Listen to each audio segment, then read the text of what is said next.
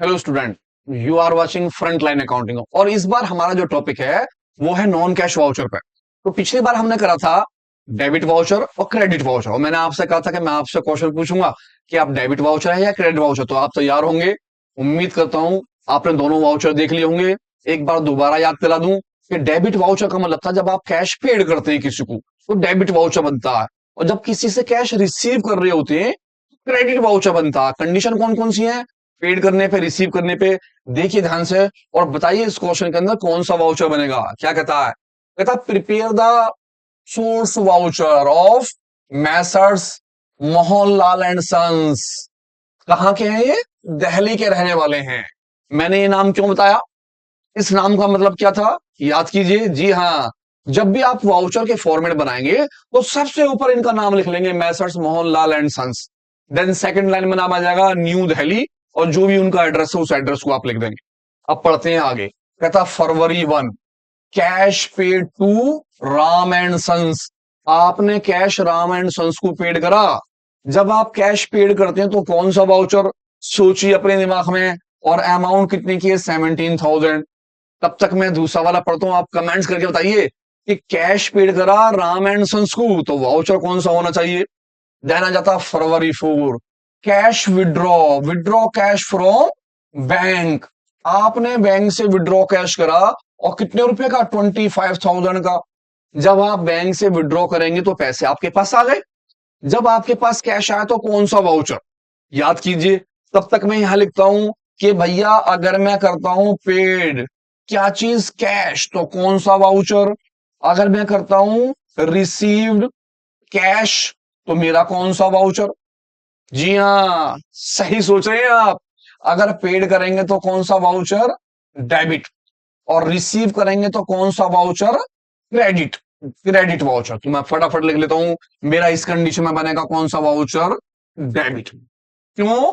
क्योंकि क्या हुआ है? Cash paid. और यहां मेरा बनेगा क्रेडिट वाउचर। क्रेडिट वाउचर क्यों? क्योंकि कैश क्या कर रहे हैं हम? विड्रॉ। हमारे पास कैश आ रहा है, तो कैश आने पे क्रेडिट वाउचर। जब आपको ये पता चल जाए कि मेरा डेबिट वाउचर बनेगा और मेरा क्रेडिट वाउचर, तो आप फटाफट दो फॉर्मेट बनाएंगे। पहला आपका फॉर्मेट होगा डेबिट वाउचर का। आप याद कीजिए डेबिट वाउचर का फॉर्मेट क्या था और क्रेडिट वाउचर का फॉर्मेट क्या था।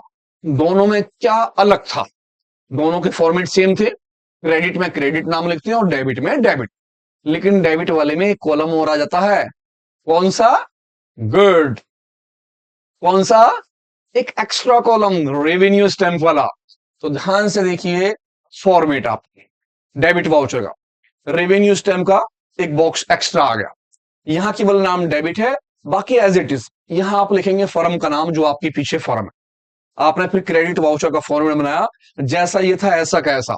लेकिन ये वाला जो कॉलम था, ये कॉलम इस वाले में नहीं बनेगा, और यहां नाम लिखा जाएगा क्रेडिट।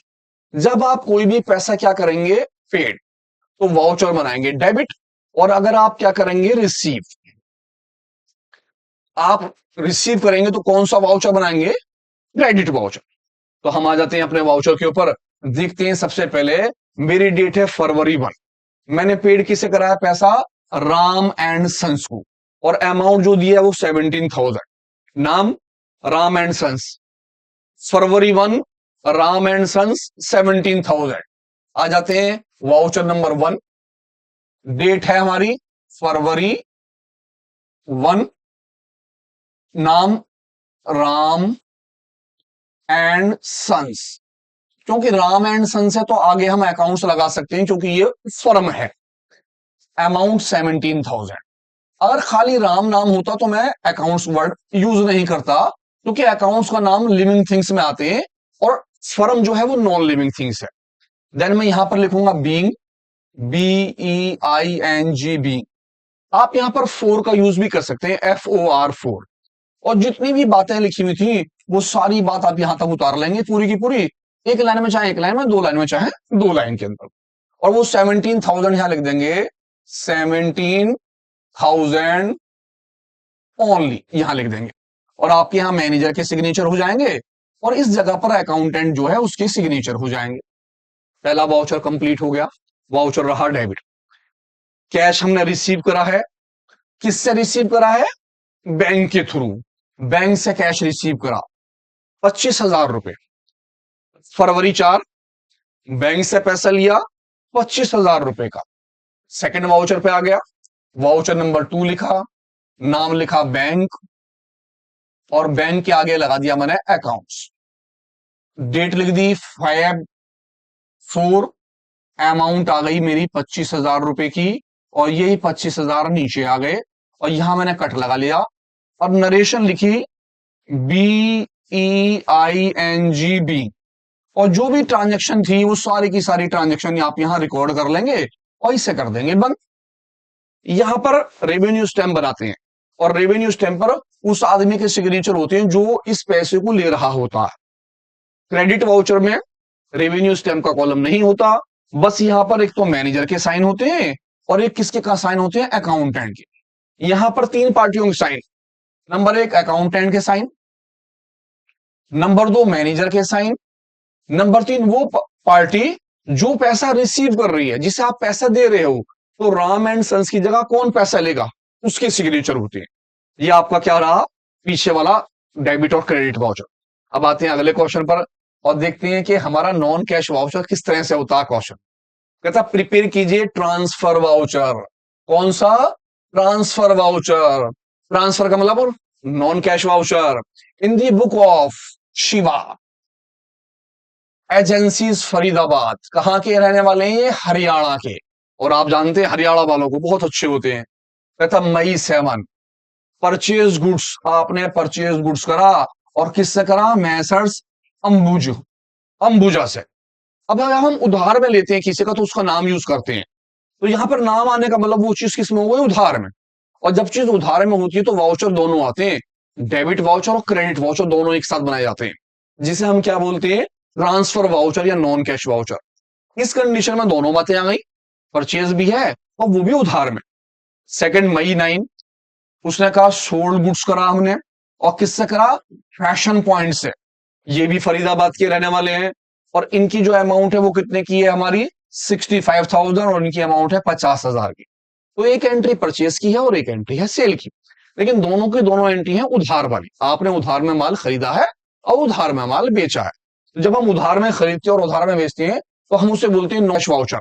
नॉन कैश वाउचर में सबसे पहले ट्रेडिंग कंपनी, जो भी कंपनी है उस कंपनी का नाम और उसका एड्रेस लिख देंगे, वाउचर नंबर, डेट, अमाउंट का कॉलम सेम रहेगा, और यहां पर आपके दोनों नाम आएंगे, डेबिट वाला नाम भी आएगा और आपका कौन सा नाम आएगा, क्रेडिट वाला नाम। डेबिट वाला नाम भी और किसका नाम, क्रेडिट वाला नाम, दोनों के दोनों नाम लिखे जाएंगे। अब जब डेबिट और क्रेडिट दोनों नाम लिख लेंगे तो दोनों नामों को इस्तेमाल करेंगे। किस तरह से करेंगे देखते हैं। सबसे पहले मैंने करा परचेज, परचेज करा गुड्स, और गुड्स जो परचेज करा है वो किससे करा है, अंबुजा, जो अंबुजा है उनसे, मैसर्स। तो आपका नाम जो है यहां ऊपर लिखा जाएगा सबसे पहले वाउचर नंबर 1, और नाम लिखेंगे परचेज, क्योंकि आपने क्या करी, परचेज। आपने परचेज नाम लिखा और परचेज अकाउंट्स, और नीचे क्रेडिट में नाम लिखेंगे मैसर्स अंबुजा, AMBUJ, अंबुजा। अंबुजा का नाम आ गया। आगे लिख दिया मैंने अकाउंट्स, क्या क्या नाम, सबसे पहले परचेज आपने जो लिया है, और किससे लिया है, अंबुजा से। अब लिखेंगे 50,000 की अमाउंट और डेट 7 मई। अमाउंट आ गई मेरी 50,000 रुपए की, और मेरी जो डेट है वो कौन सी है, 7 मई, और 50,000 रुपए आपके कहां आ गए, यहां पर आ गए, पहले की तरह बिल्कुल एज इट इज। और यहां पर आप लिख देंगे नरेशन, BEING, बीइंग। बीइंग लिखने के बाद वो सारी की सारी लाइन आप यहां उतार लेंगे, जो भी लाइन थी, और इससे कर देंगे बंद। इसका मतलब ये हुआ कि नॉन कैश वाउचर में दोनों नाम दिखाए जाएंगे, परचेज का नाम भी, परचेज क्योंकि मेरा गुड्स इंक्रीज हुआ है तो परचेज डेबिट में आ गया, rules of debit and credit के हिसाब से, और इनका नाम मेरा किस में आ गया, क्रेडिट। अब मैं आ जाता हूं दूसरे वाउचर पे। मेरा दूसरा वाउचर जो है वो है सेल्स का। मैंने किससे करा, फैशन पॉइंट से सेल। मई 9 में सेल है 65,000 की। तो मैं आ जाता हूं वाउचर नेक्स्ट, मैंने एज इट इज बना लिया, वाउचर नंबर 2 लिख दिया। अब क्योंकि सेल्स करा है मैंने, और किससे करा है, फैशन पॉइंट से। तो सेल्स जब हम करते हैं तो हमारा गुड्स डिक्रीज होता है, तो सेल्स नीचे लिखी जाती है। ये आपने पढ़ा रूल्स ऑफ डेबिट क्रेडिट इससे पहले वाले चैप्टर में, इसीलिए सेल्स नीचे आ गई। और मैसर्स फर्म जो थी वो हमारी कौन सी थी, उसका नाम फैशन था, पॉइंट, फैशन पॉइंट।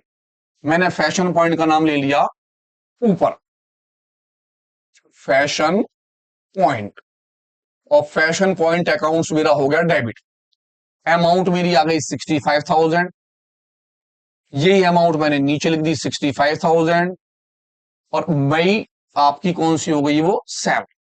यहां पर आपके किसके सिग्नेचर हो जाएंगे, अकाउंटेंट के, यहां पर सिग्नेचर हो जाएंगे ऑथराइज सिग्नेचर। तो यहां पर आप छोटी सी लिख देंगे पहले की तरह नरेशन, BEING बीइंग, और जो भी ट्रांजैक्शन आपने करी है वो सारे की सारी बातें यहां लिख दें। इस तरह से नॉन कैश वाउचर बनाया जाता है। नॉन कैश वाउचर में परचेज और सेल उधार की आती है।